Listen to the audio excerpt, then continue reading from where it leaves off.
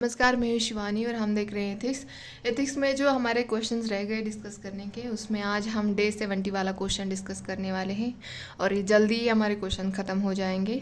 फिर हम जीएस वाले क्वेश्चंस डिस्कस करेंगे। ठीक है, चलो देखते हैं कि क्वेश्चन क्या है। What is virtue ethics and how can a civil servant apply it to tackle day to day problems in public life. जो पब्लिक लाइफ में डे टू डे प्रॉब्लम्स आते हैं उसको कैसे एक सिविल सर्वेंट वर्च्यू एथिक्स को apply करता है उनमें, उसको मतलब उस प्रॉब्लम को टैकल करने में।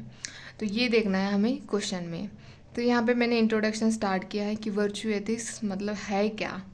तो virtue ethics emphasize the role of character and virtue in moral rather than either doing one's duty or action in order to bring about good consequences.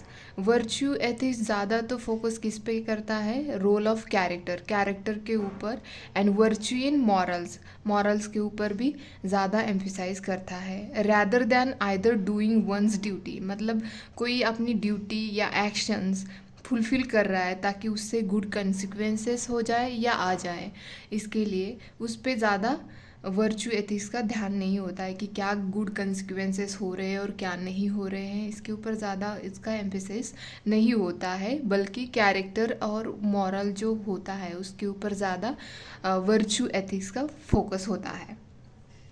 तो सेकंड यहाँ पे मैंने Plato give 4 cardinal virtues such as temperance, justice, prudence and fortitude.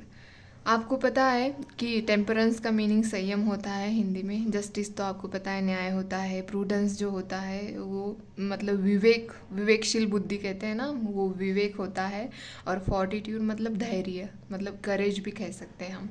तो ये चार cardinal virtues है जो कि प्लूटो ने दिए हैं, मतलब प्लूटो ने बताए हैं। तो यहाँ पे मैंने इनका भी यूज़ किया है। और आगे मैंने लिखा है जो कि क्वेश्चन की डिमांड है, how can a civil servant apply it to tackle day to day problems in public life. तो वही मैंने यहाँ पे एज अ सब हेडिंग यूज़ किया है। तो पहला लिखा है मैंने यहाँ पे फर्स्ट पॉइंट लिखा है टैकल सोसाइटल पॉइंट्स। और जब भी आप आंसर लिखते हो ऐसे पॉइंट्स में लिखिए ताकि जो एग्जामिनर है उसको अच्छे से दिखे कि आपने कौन सा पॉइंट कहाँ पे लिखा है। वरना तो हमारा पेन तो एक ही होता है, उसको मतलब इतने सारे पेपर चेक करने होते हैं तो कैसे उसको नोटिस कर पाएगा। उसको दिक्कत नहीं आनी चाहिए ना, और गुस्सा भी नहीं आना चाहिए चेक करते टाइम पे क्या लिखा है, कहीं पे पॉइंट ही नहीं दिया, समझ में ही नहीं आ रहा है, पूरा एथिक्स जो है पूरा ऐसे टाइप लिखा है, ऐसे नहीं होना चाहिए ना। तो इसीलिए हमें यहाँ पे पॉइंट्स देने की ज़रूरत है। एरो मत दिखाना आप यहाँ पे, ऐसे पॉइंट्स मतलब 1 2 या रोमन हो चाहे ये अंग्रेज़ी वाले हो, आप इसका ही इस्तेमाल करें। तो फिर हमने फर्स्ट लिखा है यहाँ पे tackle societal evils. Societal evil जो होते हैं उसको टैकल करने में भी सिविल सर्वेंट वर्च्यू एथिक्स का यूज़ कर सकते हैं। कैसे कर सकते हैं, virtues like tolerance, appreciating diversity can promote social harmony and issues like जैसे कि जेंडर बायसनेस, कम्युनलिज्म, ये जो इश्यूज़ होते हैं इसको टैकल करने के लिए, ये सोसाइटल प्रॉब्लम्स है ना, पब्लिक प्रॉब्लम्स है ना पब्लिक लाइफ में, जो ये कम्युनलिज्म, जेंडर बायसनेस, ये पब्लिक लाइफ के प्रॉब्लम्स है ना डे टू डे। तो इसको टैकल करने के लिए सिविल सर्वेंट्स मतलब इन वर्च्यू का, जैसे कि टॉलरेंस होता है, अप्रिशिएटिंग होता है, इनका यूज़ करके इस इविल्स को टैकल कर सकते हैं। तो हम सेकंड देखते हैं अभी। तो सेकंड यहाँ पे प्रोमोट सस्टेनेबल इकोनॉमी को प्रोमोट करने के लिए भी वर्च्यू एथिक्स का सिविल सर्वेंट यूज़ कर सकते हैं। कैसे कर सकते हैं, virtues like inclusivity, equity, environmental sensitivity in civil servant can lead to policies promoting inclusive growth and sustainable development. ये वर्च्यूज जैसे कि इंक्लूसिविटी एक वर्च्यू है, इक्विटी एक वर्च्यू है, एनवायरमेंटल सेंसिटिविटी ये भी एक वर्च्यू है। तो इसको प्रमोट करके मतलब जो पॉलिसीज़ ला रहे हैं उसमें अगर ये प्रमोट कर रहे हैं इन वर्च्यूज़ को सिविल सर्वेंट, तो उसके आगे जाके क्या होगा, इंक्लूसिव ग्रोथ आएगी, सस्टेनेबल डेवलपमेंट होगा। तो ये इन मतलब वर्च्यू ऑफ एथिक्स का यहाँ पे यूज़ करके हम इस प्रॉब्लम को भी टैकल कर सकते हैं।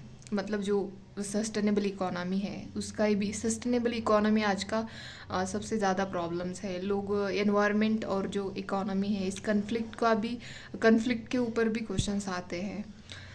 तो चलो थर्ड देखते हैं, एफिशिएंट ब्यूरोक्रेटिक स्ट्रक्चर। तो इसमें वर्चू कैसे हम वर्चू एथिक्स कैसे यूज़ कर सकते हैं। Virtues like honesty, modesty, integrity leads to help to increase efficiency of civil servant to tackle day to day problems. मतलब अगर सिविल सर्वेंट्स के अंदर ये ऑनेस्टी, मॉडेस्टी, इंटीग्रिटी है तो इससे क्या होगा, जो इनके कार्य, इनका जो वर्क है उसमें इफ़िशियंसी आएगी और जो भी प्रॉब्लम्स है उनको ये आसानी से सॉल्व कर सकते हैं। 4 लिखा है यहाँ पे, right policy framework. Right policy framework मतलब जो भी पॉलिसी है उसका अगर फ्रेमवर्क अच्छा हो, तो अगर उसका इम्प्लीमेंटेशन अच्छा हो तो जो पॉलिसी जिस चीज़ को मतलब जिस इश्यू को टैकल करने के लिए लाई है वो टैकल हो पाएगा। तो इसीलिए virtuous civil servant treat people with respect and listen their opinions which result in formulating policies that is beneficial for every citizen. अगर एक सिविल सर्वेंट के अंदर वर्चू है, वर्चू एथिक्स है, तो वो एक तो लोगों को रिस्पेक्ट के साथ बात करेगा, उनकी जो ओपिनियन है उसको रिस्पेक्ट के साथ सुनेगा, और जब भी वो पॉलिसी फ्रेम करेगा तो उसका यूज़ करेगा वहाँ पे, और उसको इम्प्लीमेंट करने के बाद वो सब सिटीज़न को उसका बेनिफिट मिलेगा। 5th लिखा है मैंने यहाँ पे, fulfilment of constitutional ideas. Constitution ने भी हमें वर्चूज़ प्रोवाइड किए जैसे कि लिबर्टी, इक्वालिटी, फैटर्निटी, जस्टिस है।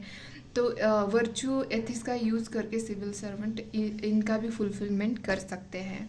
तो लास्ट में मैंने कंक्लूड किया है, however virtue ethics comes with its own set of limitations like a failure of practicality, lawful not guided principles, but constant self awareness can help to apply virtue in any situation। मतलब यहाँ पे लिखना चाहिए any situations और other situations। तो मैंने यहाँ पे ये बैलेंस्ड कंक्लूड किया है, आप भी ऐसे ही करें। अगर आपको कोई भी दिक्कत लगती है तो प्लीज़ आप मुझे कमेंट बॉक्स में बताएं, और मुझे एक डिफरेंस बताना कि वैल्यूज़, मॉरल्स, एथिक्स इसमें क्या डिफरेंस है, आप मुझे कमेंट बॉक्स में बता देना, ठीक है। और प्लीज़ टेलीग्राम चैनल ज्वाइन करें और मेरे चैनल को लाइक, शेयर, सब्सक्राइब करें। धन्यवाद।